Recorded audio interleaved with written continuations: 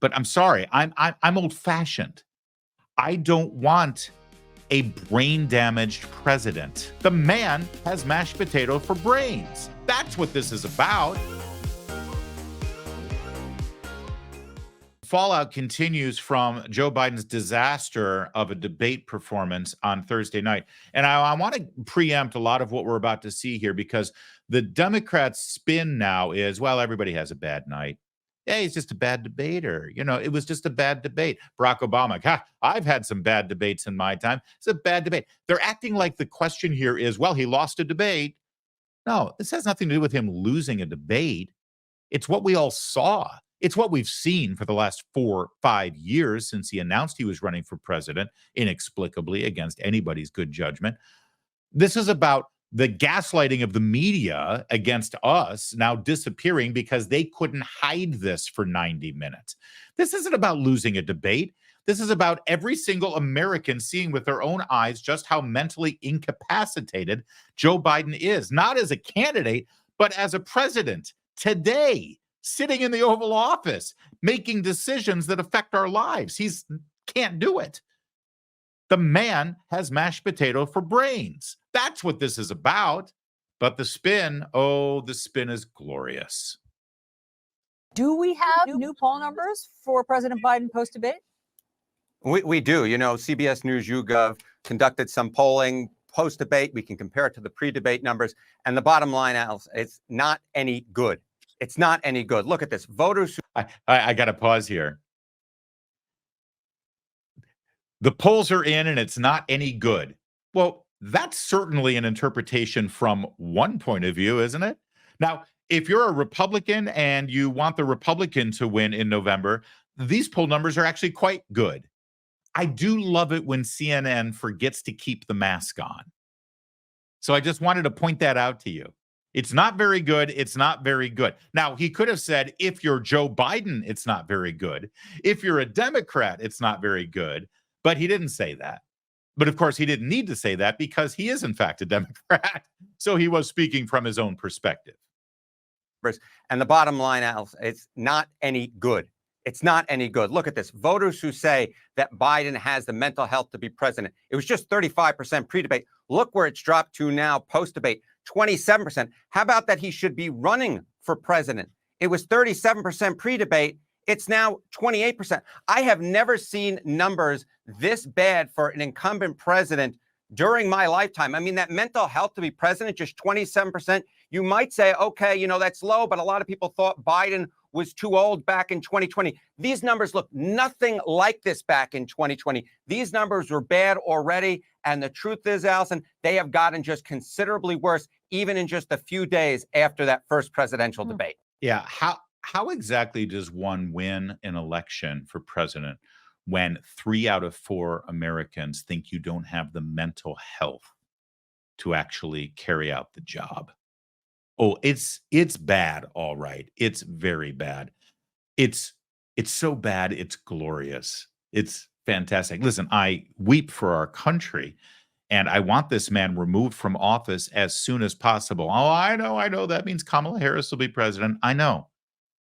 But I'm sorry, I'm old-fashioned. I don't want a brain-damaged president. We have men and women, our sons and daughters wearing the uniform right now who can be put in harm, who have been put in harm's way, who have been killed by enemies of our country overseas in the service of their nation, and they were put there by orders of this commander-in-chief.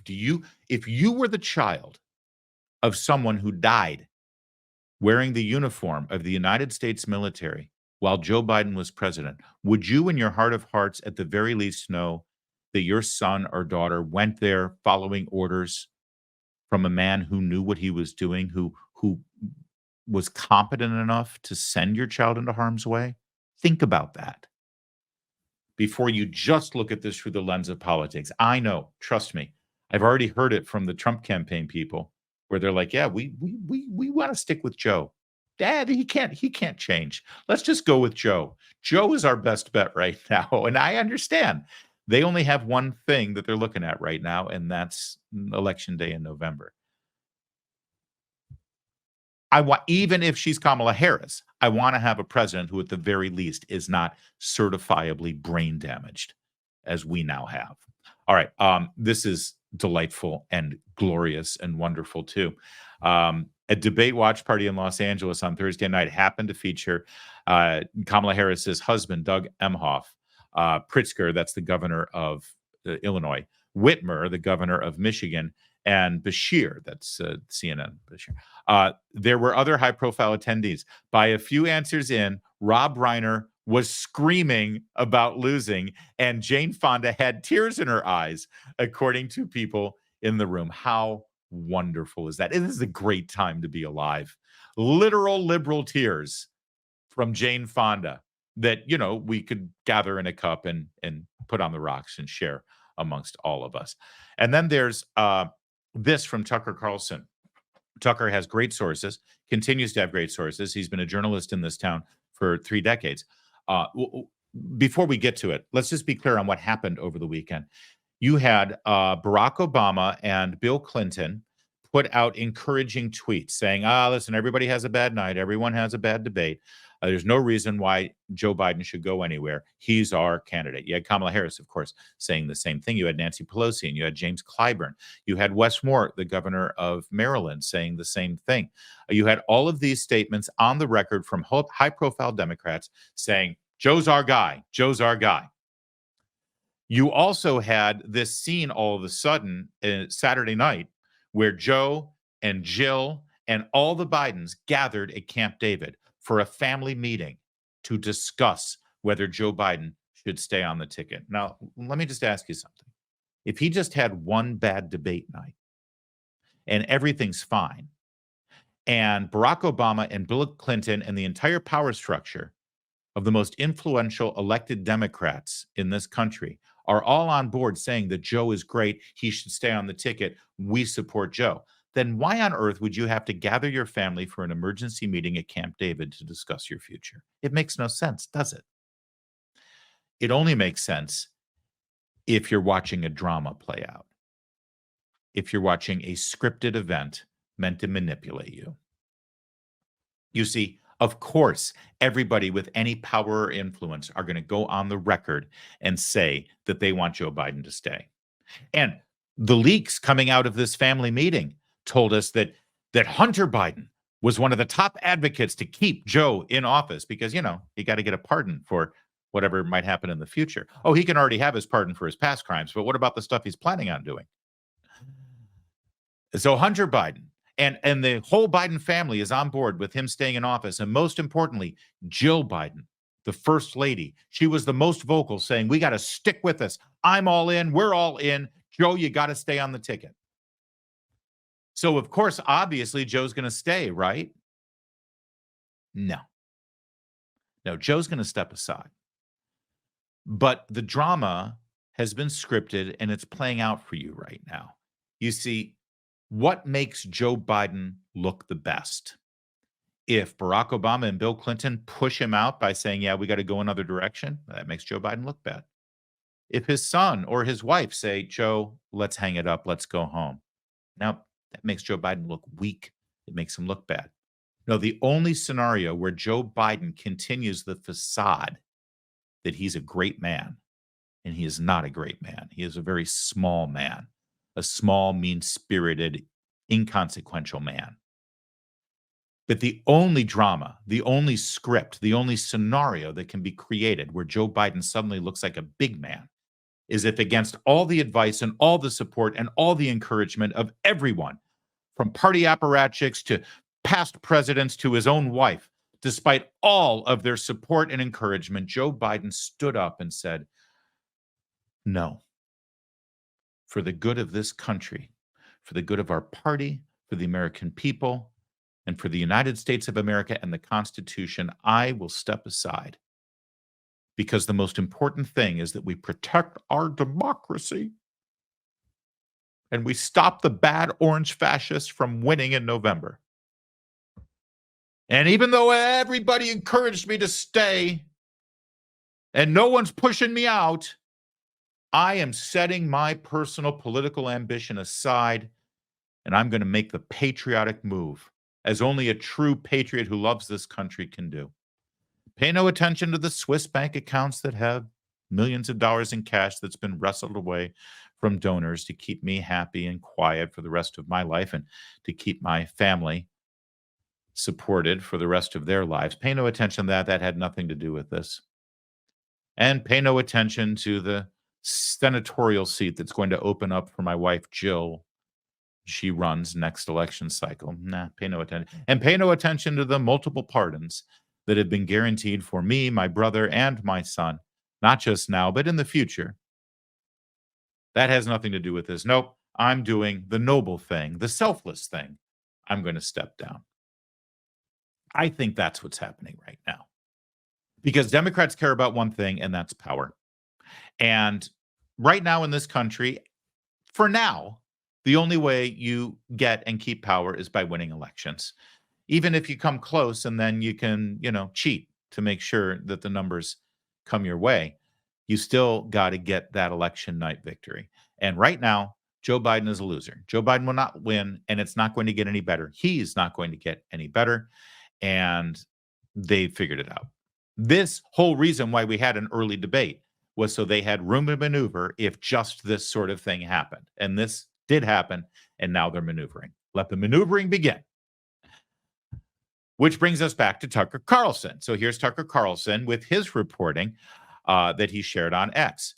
From an unusually good source, Obama's tweet supporting Joe Biden was disingenuous. In private, Obama is telling people Biden can't win, and he is therefore in favor of an open convention. Obama will not say whom he supports, nor, as of yesterday afternoon, had he met personally with Biden to deliver the message. Relations between the Obamas and the Bidens have never been warm. At times, they've been hostile, but recently, they've deteriorated further, mostly due to Jill Biden. In the hours and days after the debate, she kept her husband cloistered away from anyone who might convince him to drop out. Jill Biden is the driving force behind her husband's re-election campaign, just as she was in 2020, when other members of the family, including Biden's sister Val, considered him too impaired to run. The next generation of potential Democratic candidates understands all this as an opportunity, and they're circling, particularly Gretchen Whitmer, who is promoting herself aggressively. That's Tucker Carlson's reporting on what's going on behind the scenes. Meanwhile, James Clyburn on MSNBC, he continues to toe the party line here and put the face on for the public. But this isn't what's going on behind the scenes, of course. James Clyburn, I'll remind you, was critical in Joe Biden getting the nomination. He colluded with Barack Obama after the South Carolina primary to make sure that Biden won there and became the nominee. You'll remember that Bernie Sanders was lined up to be the nominee, and he would have lost to Donald Trump because as far gone as our country is, we're not going to elect a socialist, not an open socialist. So here's James Clyburn. President afterwards. Congressman Clyburn, since you are there in Wisconsin and doing lots of events, tell me the truth. What are you hearing from people on the ground? Almost total. And I'm saying almost because I have not heard a single person express anything negative. All they're saying to us is keep Joe Biden moving forward. And from what I've heard, around $33 million in small donations, most of it, two-thirds of it coming in small donation, coming into the party. When I left Washington on Friday night, I went directly to Tampa, Florida. I was in a meeting with 8,400 African-American men, to a person, every one of them. When I mentioned Joe Biden, they were standing on their feet. They had nothing to say but positive things about this campaign. So when I hear all this talk about he should drop out, I don't see that anywhere out here. No place. Here in Madison, I'm not in Benoit. I'm going on to Milwaukee. Nothing. Yeah. Does anyone believe that? Does anybody at all believe that? I've been out there. I'm at 8,431. That's an oddly specific number, by the way. Not one person had any hesitation about Joe Biden.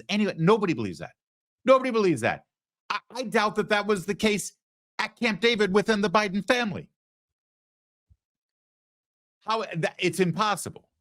And yet Clyburn's the guy they tried out. And then the other octogenarian, Nancy Pelosi. This is great because apparently she's supposed to make Joe Biden look spry and absolutely together.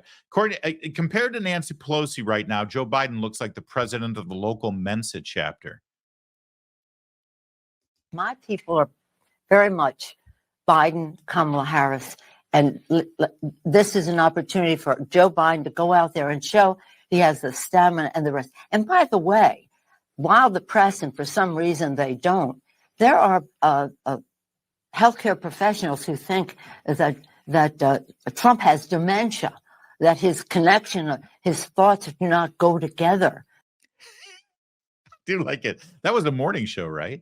How many Bloody Marys were involved in the show prep for State of the Union this Sunday? 6:48 in the morning in San Francisco. I'm sorry, what was the last part there that she wanted to say? That Trump has dementia, that his connection, his thoughts do not go together. Boy, you talk about glass houses.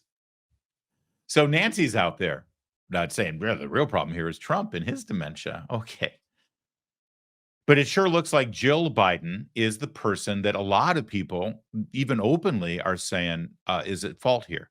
That Jill Biden is the one who personally, for her own selfish reasons, wants to stay in power, wants to stay in the White House. And she's the one who's keeping people from seeing Joe, from witnessing how bad it is. She's the one who's actually pushing him out front to make him run again because of her own personal ambition. Now, you may think that that's all, Lady Macbeth, sexism, Madame Mao, Nurse Ratched kind of stuff, but I don't know, maybe it's me. But when all of this is going on in the public sphere and then Vogue comes out with that cover with Jill Biden, she looks different. What's different about her? I don't think.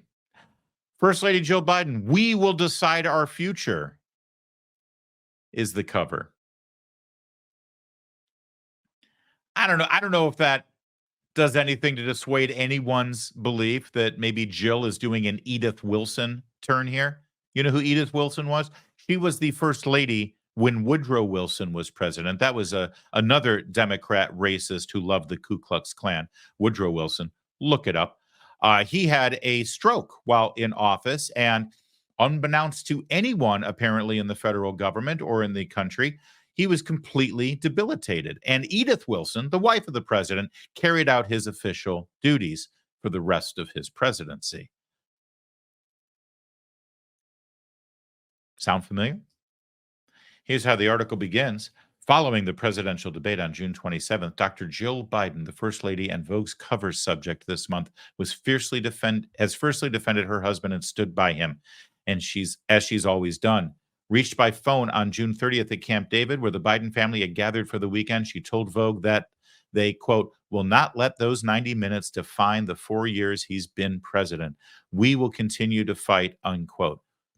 We will continue to fight. But I wonder, why didn't Joe Biden make that statement? I wonder what it would have sounded like if Joe Biden had made that statement.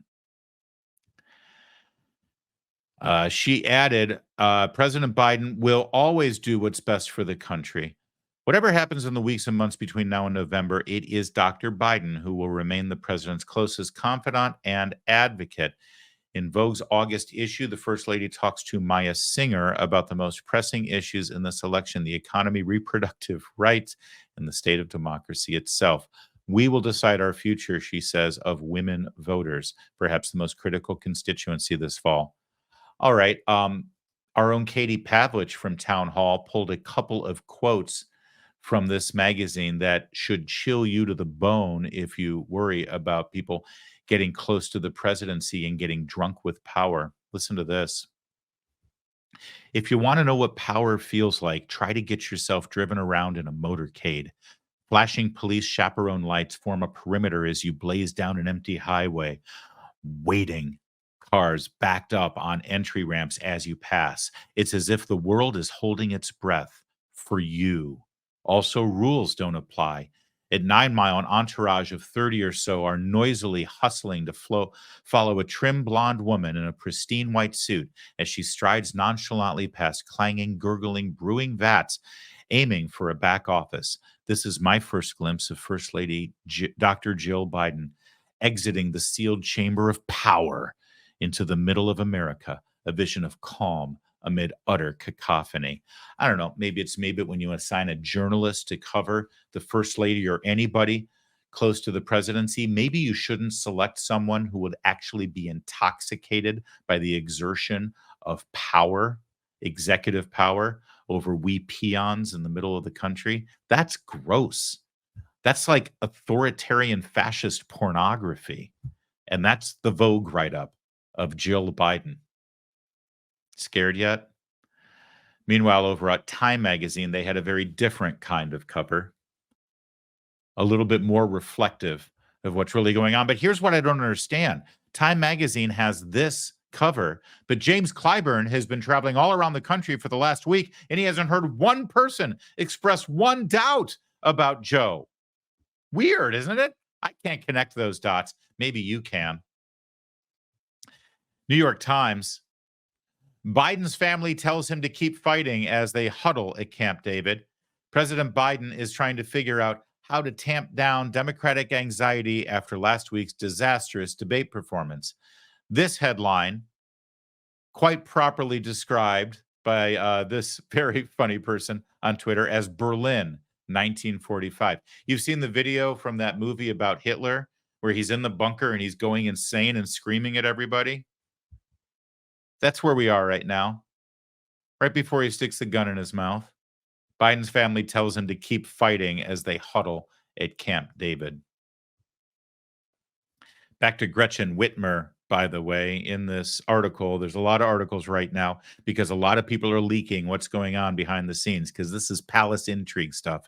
And I know you're all thinking, oh, but Democrats, they're always lockstep and they're always shoulder to shoulder and they're so disciplined and they always fall in line. Yeah, that's until blood is in the water. The second blood is in the water, they want that power.